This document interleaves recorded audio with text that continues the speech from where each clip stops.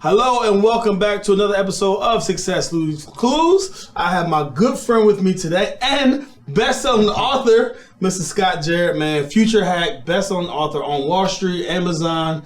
Man, congratulations. Thank you so much. Thanks for having me today. Nah, no problem, man. So, what made you want to write the book, FutureHack? That's a great question. I'll tell you, the thing is, I've been doing this thing since for 18 years now, working with people, and I've never had money myself. I was coming up as a kid. I was always struggling with it, and there's actually a journey that I found, and as I've gotten better at helping people get what they want in their life, I was like, there's a pattern. There's things here that we can do, and I just came to this concept of whatever the heck you want in your life, you have to get yourself so ready to think future focus versus back, and how do you actually hack it? Like, how can you program your mind to get exactly what you want? And I'm like, this is it. So we created this concept of FutureHack, and it's literally the 10 steps of our process that I've seen that work and what the top 1% do that others don't. And I just thought it's time to put it in a framework so people can really understand for themselves. And I'm so sick and tired of the misinformation out there. So I'm like, hey, here's what I know to be true today. And it's amazing because, Tony Robbins fan, he talks about the science of achievement. And what the 1% are is that discipline of believing in that science and believing in those numbers that work. So it's amazing. Like, think about where you want to be, and then let's reverse engineer and set up a plan for you to get there. Right. Oh, it's like, the 1% crazies, right? Yeah. We talk about that. And, when John F. Kennedy said, I'm going to go to the moon, he didn't know how he was going to get the moon. He said, I'm going to the moon. Right. Y'all figure it out. So that's crazy, right? Now Elon Musk is like, well, I'm going to Mars. He's going with me. And I'm sure he would get it done. Eventually. I blew up some spaceships along the way. Yeah. But it's cost of doing business, right? Right. So it's interesting. One of the things that we're both are very aligned in, and I think it was your first rule, and then just the difference between abundance and the scarcity mindset. So can you share with us a little bit, like, what does that mean to have the abundance mindset? So I think you start with scarcity first, right? Because that's more common than abundant, I think. And I think a lot of it's just our environment. So, like, growing up in a, Section 8 housing with, a single mother just trying her best to survive, and everyone around you in that just feels like the resources are not there, and people not working and trying to, they don't want to mess up their food stamps. Like my mom never really was able to make income because if she did, she made more income than I wouldn't even get financial aid packages and all these other things. So it was like, that's a scarce environment, and everyone around you is that way. Right. So just to think about, I just remember feeling so trapped in it, you can't get out. Luckily for me, it was sport. To get out with sports, and then I was like, oh, there's a whole nother way of doing things, and it was through sports that kind of taught that. And over my career, as I started to figure out and met the right people and met more people that were doing that thought differently about it, I was like, these people have no scarce resources. It's all abundance, and it's all, things are plentiful, and all the opportunities are endless, and they know how to capture them. So I really started thinking, I was like, man, there's only two kinds of people. Those who live in scarcity and those that realize that all opportunities are plentiful and anything you want can happen. And what I found and learned to believe is that I operate in both abundance and scarcity at times. It's just a matter of how I can get out of it faster than others, because I've learned how to do it, and the really successful, like the top really 1% crazies, get out of it faster than the others. Right. So that's the difference between abundance and scarcity. So there's really only those two kinds of people. It's amazing. I saw online, so many people always talking about cutting their expenses. But it's far easier to make $10,000 extra a year than it is to save $10,000 cutting your expenses. Yeah, like I was reading that book, The Millionaire Next Door, and I'm like, that sounds horrible. Like, this dude's rich, but he's so not living the life of purpose, right? He's just counting everything, managing everything. Yeah, it's just like being a Scrooge, right? Yeah. So I talk about freedom. Freedom is freedom of your money, freedom of your time, freedom of your relationships, freedom of your purpose. So if your purpose is to cut expenses and live beyond at this place, then what's that? Yeah. So I think that's a scarcity idea even in itself. Now, granted, we want to be smart with our money, but not have to live on someone else's terms. Right. So, all right. So I'm a millionaire, right? $2 million, or I'm about to make some money. What would your advice be, right? Because so many people They make money, they want to pay taxes, they want to pay all their bills, and then they pay themselves last, right? But that's not how you future hack, right? What should you do if you want to future hack? See, that's the funny thing is, as a professional athlete, you literally have a gift. You won the lottery, like you got all this money now. Like that's a huge start in life. Lottery ticket winners, same thing. They get a lot of money, so they get all the money. And they're like, well, what do I do? Most of them don't understand it, and that's why they struggle with financial decisions and they end up losing it. So the first thing is you got to discover why you do what you do. Why do you work? What's your purpose? What's your why for money? It's more important than money itself. Most people never sit down and say, what are my values for money? And then what do I really want? A lot of times those things don't align. Mm-hmm. So they're like, oh, I really want to spend time with my family and do trips and vacations and stuff. But yet they go buy a big house and now they don't have any money to go on those things. Right. So the first thing is really getting organized, understanding, your why for money, and then organizing it to know really where you currently are. Because once you identify your why, then you have that moonshot. Like, where am I going? What am I looking for? And now you back in exactly how you get there. So it's interesting exercise, right? So for disclosure, I am a client. And one of the first things that we've done was really organize like all of your financials. And like the question is this everything? Is this it? Oh no, I got 25K. Oh, I got money here. Yeah. And so like how many people do you meet have their finances and just like all scattered? I have my life insurance through this person. Maybe I have a trust that's in the drawer that hasn't been signed. Like, how bad is it out there? It's really bad. It's so bad that I don't think I've ever met anyone that has it all together. Wow. Ever. Like, it's very rare. And even the most successful people that I do meet, their businesses are run like that. Like, they'll have CFOs, they'll have all their stuff. They can give me financial reports. They can give me all this stuff within their business, profit and loss, balance sheets, cash flows. But then when I go ask them, hey, where's your family trust? Or like, do you have a 5-point, like, what are all these things that you have? They go, well, I don't, because they never have an infrastructure for that. But the business is running. They have their meetings, cadence, and they have all these different things, but they don't ever have the personal side set up the same way. So you have to have almost like a personal CFO help get that side organized to where it runs like a business. So it has a balance sheet, it has a net worth statement, it has cash flows and protections, and it's got a purpose, and it's got vision, and it's got core focuses and those things. Right. That's the personal part of it. And it's there, it's just never been organized or someone's ever coached you through it, because usually if you got $1 million, you go to the bank, it's like, well, I want the $1 million. I'm going to go tie that all up for you. Right. I'm going to give you 6%. Right. That's not, Yeah, that's all. Great. What's your why for money? And how are we going to create this to be 10 million? Like, that's not the conversation. It's like, hey, here's the product that's going to fit that $1 million. It's just perfect for you. Yeah, that's awesome. It's crazy. Like the question in last seasons you're on, we talked about the question like, all right, a part of getting organized. One of the questions like, all right, if you get hit by a truck, like, if you get hit by a truck, like, how much do you want to get paid? Yeah. All right, now, if you hit someone, like, how much do you want to pay them? Right. And like you talked about protection inside the book, and like, how do you properly insure yourself? Yeah. So yeah, in the book is a whole like control your controllables, and the controllables are that you can't control if you get in a car accident or not. Right. What you can control is if you have the right amount of protection so that it doesn't come in and take your money. Right. And that could be from a car accident, from you hitting somebody, someone hitting you, like where you can't work, or someone suing you. So, but most people don't even understand what their value is. And even me calling my property and casualty agent, like for myself or anybody else, like you start talking about like personal liability and how much you should have, they don't even know. They're just trying to sell you like, all right, if I give it his rate as cheap as possible, maybe he won't shop me, I get him. Yeah. Like, it's not about, this is one place you probably shouldn't be as concerned about the rate.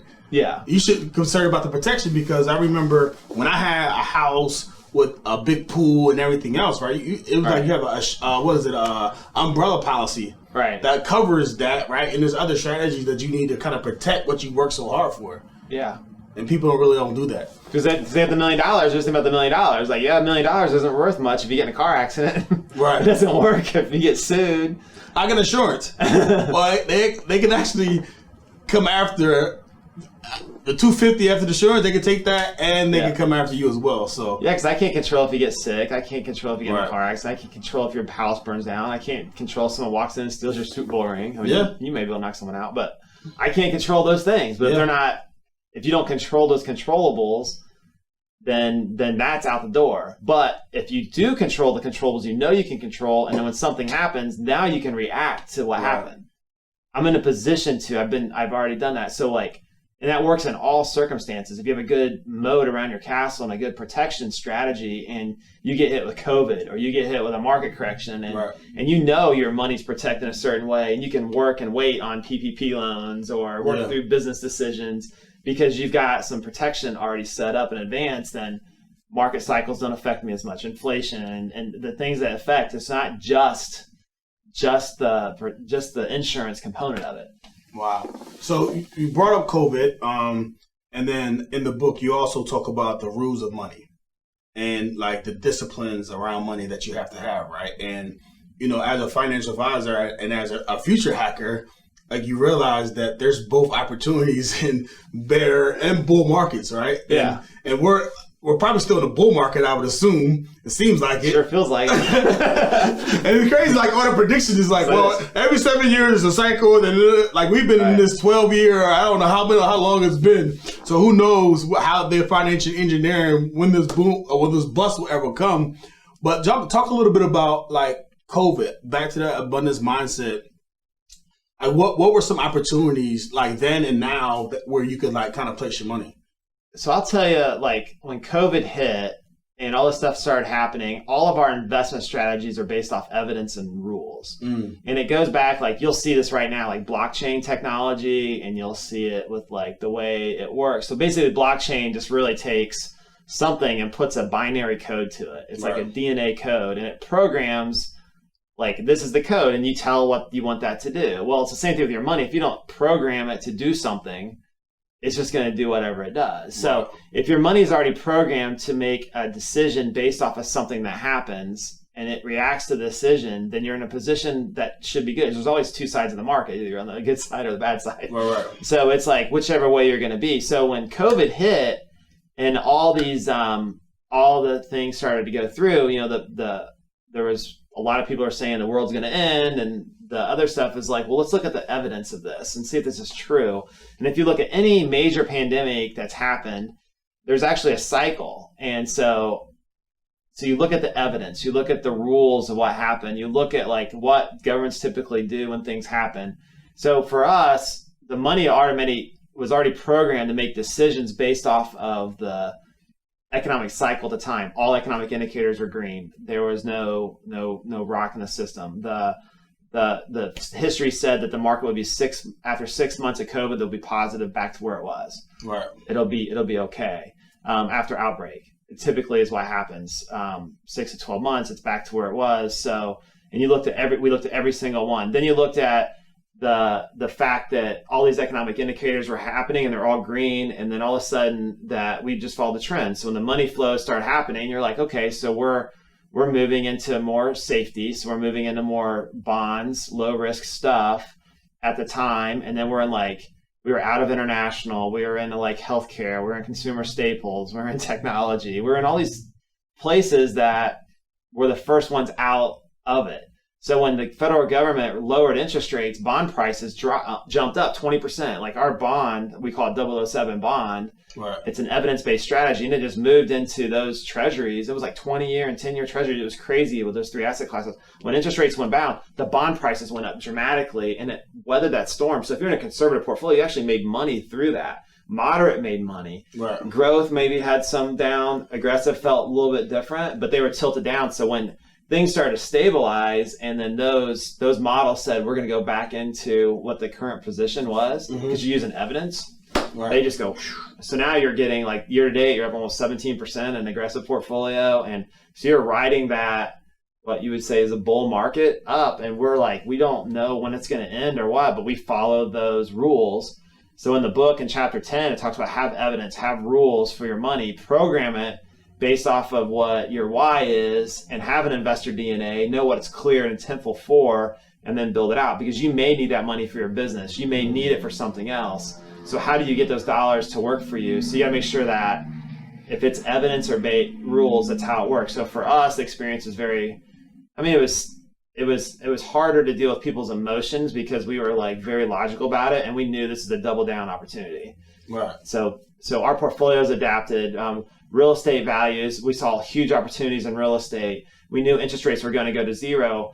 So when interest rates drop to keep money supply going, and then money gets loose, then all of a sudden you see real estate markets go crazy. Because if you think about it, if you had a house and you were at a 4% mortgage, right, and it dropped down to 2%, the payment, what you're looking at is your monthly payment. That price of that house goes up like this. That's why you're seeing house prices going up dramatically. Right, because people can afford more house because they're paying less mortgage. Yeah, so we're sitting there looking at unbelievable real estate deals in the middle of that. Like, how many of these can we pick up along the way? How can we manage the investment strategy? How can we help our clients get the free money that's out there from PPP and all this other stuff to help their businesses stay afloat? How can we create new opportunities from, how do you take advantage? Like unbelievable amount of companies, like from vaccines that we worked with, people had cleaning companies that killed COVID, to all these new opportunities popped out from that. It was wild. So we were just playing that, and then and now here we are. So the companies that come out of recessions, or it wasn't even a recession, a deep drawdown, typically will come out real fast if they're already positioned. And that, once again, that's something that was out of our control happened. You control the controls, and you're reacting to the things that are happening at the time using evidence and rules. So your money's moving along the way. And then when it comes out of it, and then you have like a 12-month bull run like this, you are so positioned to Now the question is, what's to do next? That's we don't know. Right. But that's not my job to know. My job is to adapt when it happens. Yeah, that's great. And have the information to adapt, right? And anyone that tells you they can is a fortune teller, right? Or they're or gambling, or they're speculating, right? So it's interesting, right? We're both around the 40s age, and a lot of friends, I'll see online, they're looking at this Reddit and this AMC, this GameStop, this cryptocurrency, all these things. Everyone's like an expert, right? Like, so from an investment strategy standpoint, right, you talk about saving inside of your book, right? What do you think about that type of like strategy? So for me, my culture, and I have this matrix, right? So it goes money and experience, right? So X, Y, Y axis. So if it's no money and you got low experience, that's a turnover. So you don't invest in that, right? All right, yeah. So if it's high money, low experience, right? Experience is on the X. If it's high money, low experience, that's a trick play. Mm-hmm. So every once in a while you want a trick play, but I think the Colts are famous for a trick play that went bad a couple years ago. You can't hang your hat on it, right? So if it makes if you have more experience and it makes a little bit solid money, right? Those are first downs. So you live at first downs, and the more experience you get, the more money you make, and those are touchdowns. Yes. So you want to work towards those evidence-based rules and add high-value skills to get touchdowns. So it's crazy to me where people are double and triple down on trick plays, and then they like turn into turnovers. Mm-hmm. So that's my philosophy. But I'm just interested, like, to hear yours on the cryptocurrency. I mean, there could be a good investment play, but like, what's your strategy? I'll tell you, that's so true, because for me, this is my third time going through something like this. So if you look at 2000, 2001, when I graduated college, I was in the tech field, and those jobs dried up. So I was like, great, no money. And then had to like struggle all the way through to get to 08 and 09, and that all blew up on us, right? And now here we are again. I'm like, dude, I'm a pro at this. This is easy. Yeah. I've now learned because of the experience levels. I owned tons of real estate and knew what that felt like. I doubled down in the 2008, 2009 thing and made decisions that, had I stuck with, would have been really good decisions. Right. In 2000, 2001, I saw the hysteria, kind of similar to like what's happening right now, on stuff that was like almost like ether, right? These tech companies and stuff, everyone's buying these .coms. And so these are same stories over and over again. It's just history keeps repeating itself. So that experience level, if I don't really understand it, then I shouldn't touch it, because it's like fire. The tortoise still beat the hare, right? So we can slowly chip away with it consistently over time and be there. So what I see today in the world is, now I've had some friends make an unbelievable amount of money in crypto and all this stuff, but it really, if you look at the really sophisticated ones, it was a small percentage of their allocation. It was a percentage of their speculation money. And it was something that they knew that they had some form of understanding of. Like, they understood the blockchain. They understood how the coins were made. They researched it wholeheartedly. They actually had a good idea, and they knew that there was a point to happen when this stuff happened. They knew that Tesla at one point was going to own it on their balance sheet, that Mass Mutual was going to buy $300 billion or whatever it was of coins, maybe $3 million of coins on their balance sheet. So you see corporations do that, you know it's going to go from whatever is $60,000 a share. Right. But now you're seeing deregulation happen. So the really sophisticated people like the Warren Buffetts and the people the top 1% to say, you know what, that's just not legitimate. It ain't going to work.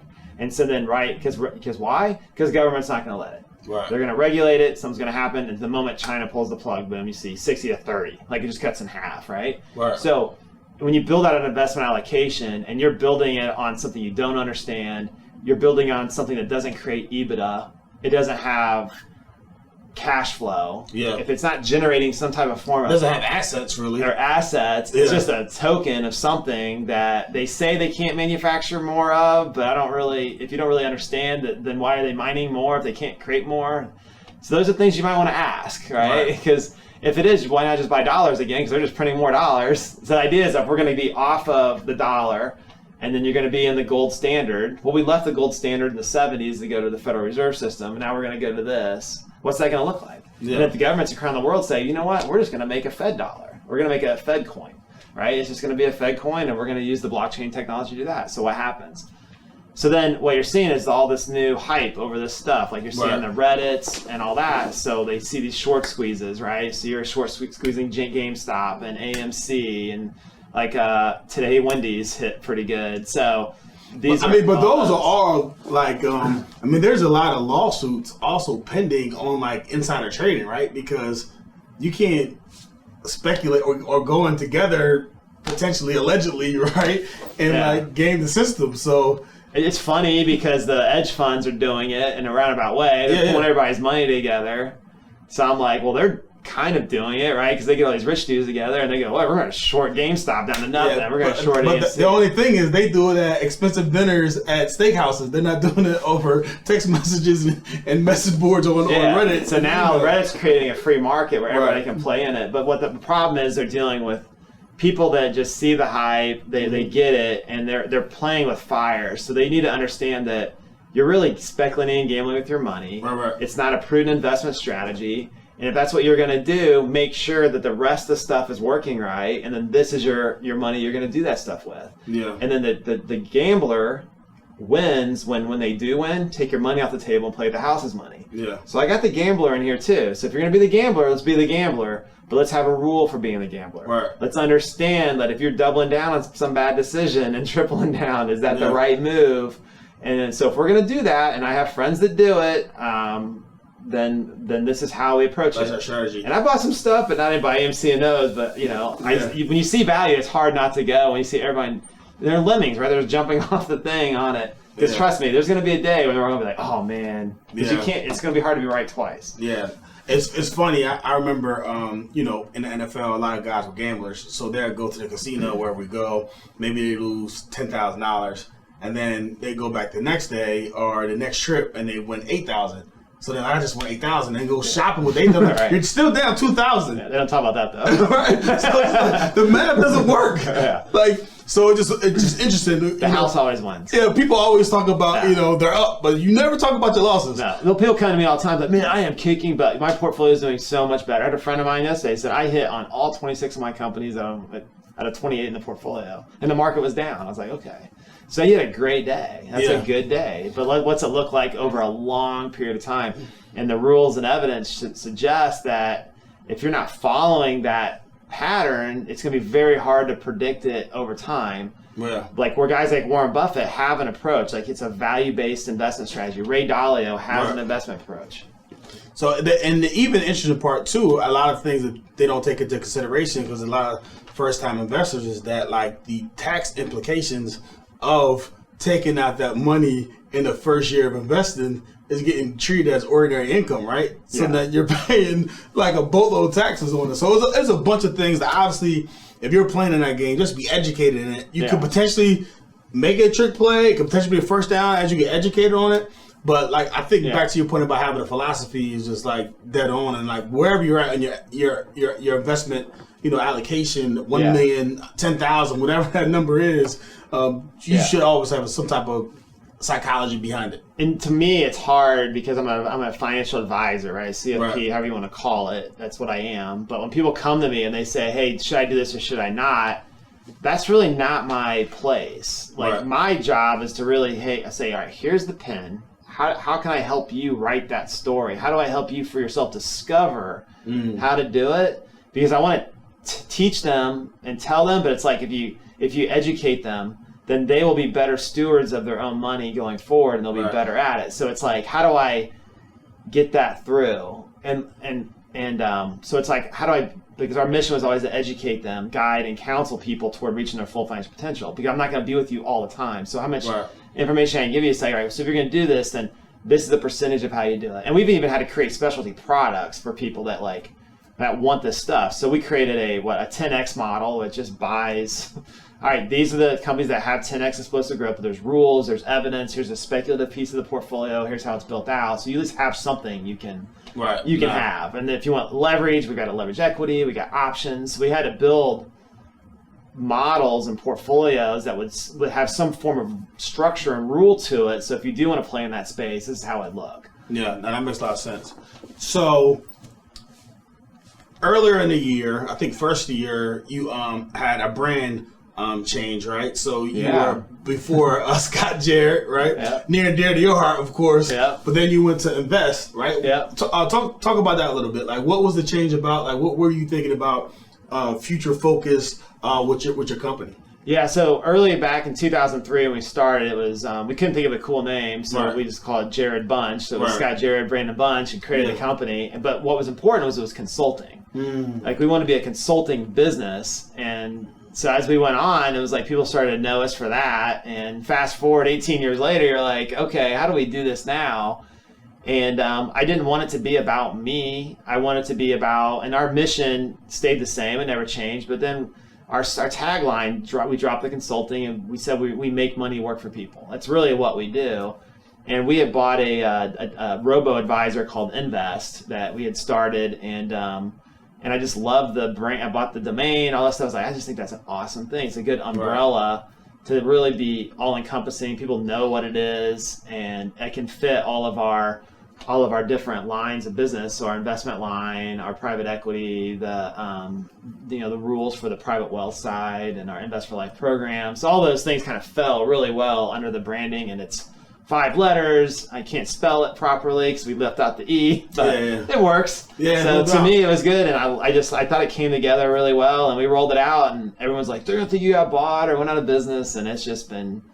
It was the right move for us. That's awesome. And in addition, you have offices really in Tampa. I know you have one in New York or New Jersey. Yeah, Tampa, New York, Sarasota, Naples. Yeah, we're spread out.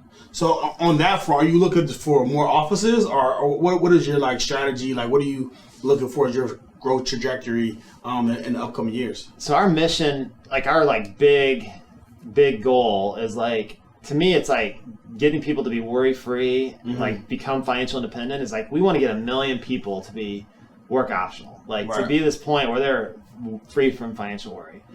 So for us, we're really location agnostic, especially today's world. We can do Zoom calls and all that. So when those offices popped up, those are friends. Those are other advisors that want to be part of our tribe, if you will.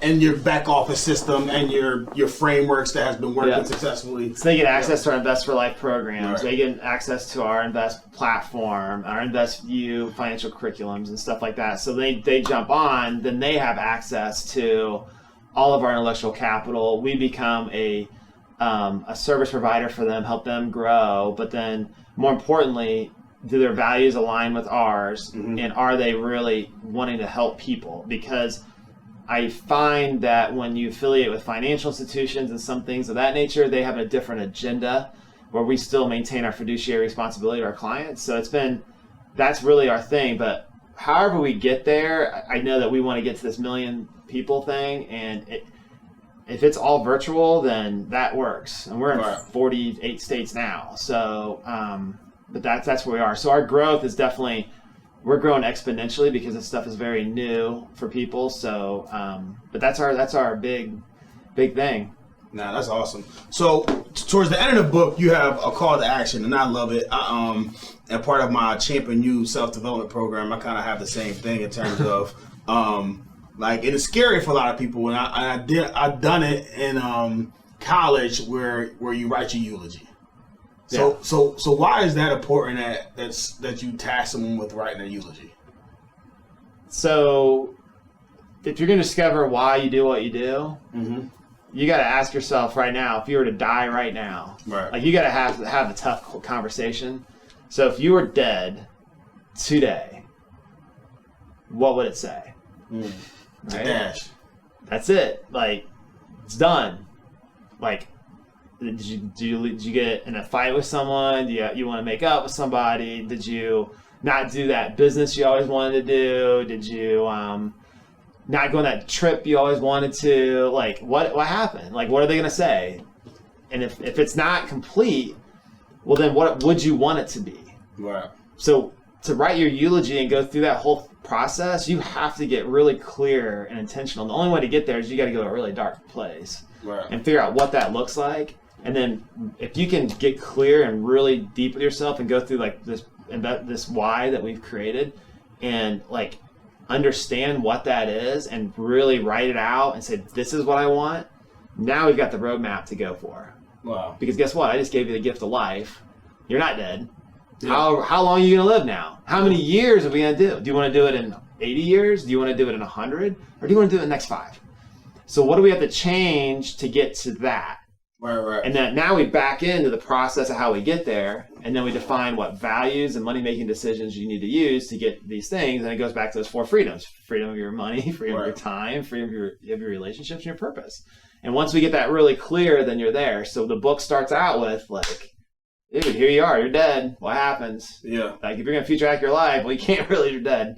Yeah. All right, you're alive now. I'm gonna give you the gift of the rest of your life. What does it look like? Wow. And that's how you have to get there. Like if you ever thought about like being dead, like there's quietness in that. Like if you ever get to that point, it's like, it almost hurts your brain. Like if you get into religious stuff and all that, like if you can get to that moment and really get that clear and intentful, now you can start to play.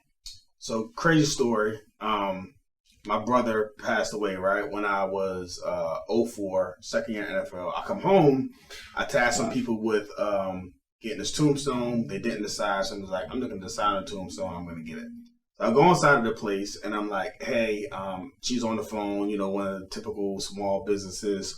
And she's like, can I help you? I'm like, yeah, I'm going to buy a tombstone for my brother. She just write his name, write your name, your phone number, write what you want on there, and I mock it up. And you got to agree to it, and then we'll get it. Oh, my God. So I'm just like, okay. So I write his name, write my name. Again, she's like, give me an hour. So like, all right. So I go get something to eat. I come back, right? So on the phone still. I don't know who is she talking to, still on the phone. She gives me a manila folder, and she said, here, check it, make sure it's right. I open up the folder, and she put my name on the tombstone instead of my brother's. And then she walked away. But for that moment, like you just that Dr. Strange, right? Yeah. And you just think like, what if it was me? Like, what would I have done different? Yeah. Like, what has my life meant? And it's such a powerful exercise. I mean, that was forced. Yeah. But you doing it, I know the power in it because it happened to me. And I constantly think about it, right? But it's just like, it's such an amazing experience to kind of think about that because you really start thinking about what really matters, while you're here. So it's definitely an amazing exercise. Yeah, it was powerful. Yeah, that's called an epiphany. No question. So walk us through, right? All right, they get the FutureHack, and then you have a program that they could sign up for after FutureHack. Because once you have this information, obviously, I love the way you said, like a personal CFO to kind of help you organize stuff. Because some of this stuff is just like, I don't know, like what's the difference between a whole life insurance and term life? So having someone kind of walk you through that. So what do you walk up through next, like after they're finished with the book? So after they get done with the book, then we've created a program they can go through. And it's our Invest for Life program. And it literally executes those pieces. So if you want to go through the why for money, which is really like we just talked about, like writing out your, like what you want your life to be.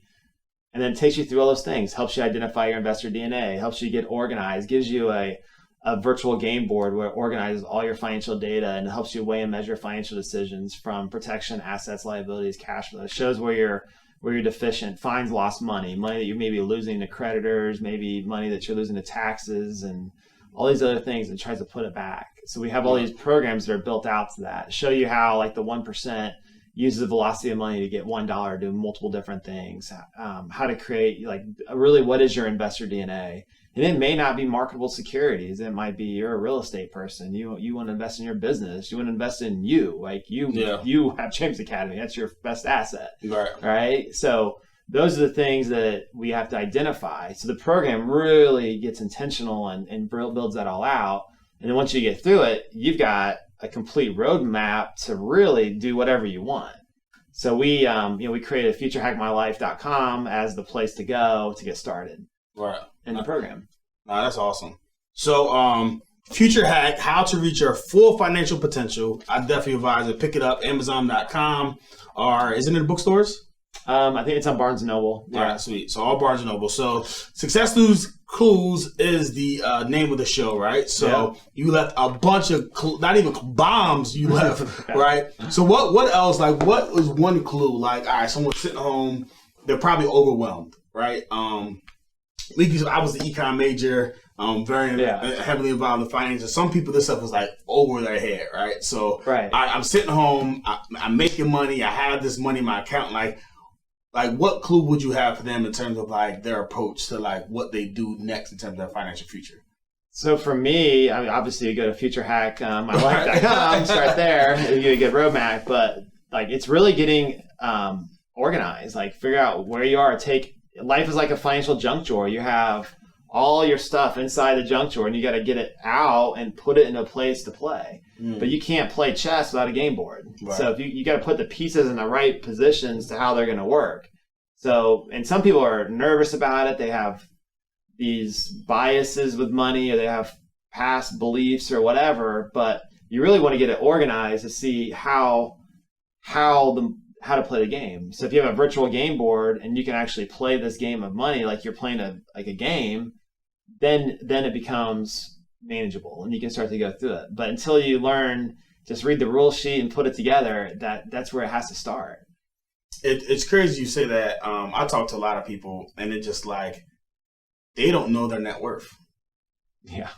And it's just like you're paying on 18%, 20% credit cards when you have equity, like crazy amount of equity in house and all these different things. It's like, if you know the rules of money, you would take out a low yield and pay off all that high yield stuff. I have a much lower yield and you make 15% of your money right there. Oh, yeah. If you think about it, if you're spending $1,500 a month on a credit card, and if that could have been replaced over to something that's lower interest, and that $1,500 could be saved over a 30-year period, you easily create $2 million. Wow. $2 million at 5% pays them the $100,000. Like that's $100,000 of cash flow. So people don't think about being a cash flow investor. So when I say making money work for people, all I hear is people working. You want to flip it around so your money's working for you. So if these things aren't providing cash flow or future value to you, then you probably need to reevaluate the decision. Yeah. And right now we're working so hard trying to pay the bills, get the house, and pay for kids' college or whatever we deal with on a daily basis. And no matter who you are and where you are, you're still dealing with it. Yeah. And until you can get that money flipped around where it's printing and it's DNA and doing its thing, then it's not working for you. Nah, man, that's powerful. I use this analogy when I'm speaking and training that it's kind of like your vision, your own personal vision, and financial is a huge piece of it. But I used to I still do put puzzles together with my kids. And now I'm putting the pieces together and I have the box, right? I can very easily put that puzzle together, right? Okay, the white, I can see the green. But then if I don't have the box, I can still kind of like see the greens, put the whites together, right? The edges. But then imagine like some people's, like all the pieces are upside down and all you see is brown. Oh yeah. So how the hell do you put that puzzle together? That's where you get confused. That's why people are scared of it. You know what I'm saying? So just like, first off, that's a good eulogy. Yeah. Flip the pieces over. let's paint that picture. So now we can start putting those pieces together. And once you have that puzzle, then now we can like take it to the next level and start to execute on that vision. And it's clear not only for you, but for your family. Right. So it's like a very helpful exercise to really get you going in the right direction, and really putting your North Star. Like, what's your North Star? Was whatever that eulogy, whatever that vision, whatever that board says, that's what you should be hitting towards. Yeah, because if it doesn't fit that, and if your money decisions aren't aligned with that, and your values aren't working towards that, then you're making decisions that are contradictory to what you really want. Right. And it's just like with your mindset on your vision and your have a championship mindset and all that. It's like, I'm sure Peyton came in, you guys won the Super Bowl, and says, today's goal is not to win the Super Bowl. Right. I mean, the goal was to win the Super Bowl. No, right? absolutely. And you're like, all right, I'm in. Yeah. Like, so you got the whole team around that's what we're doing, and whatever it takes, right? We're going to show up early, we're going to work out harder, we're going to, whatever it takes. No. And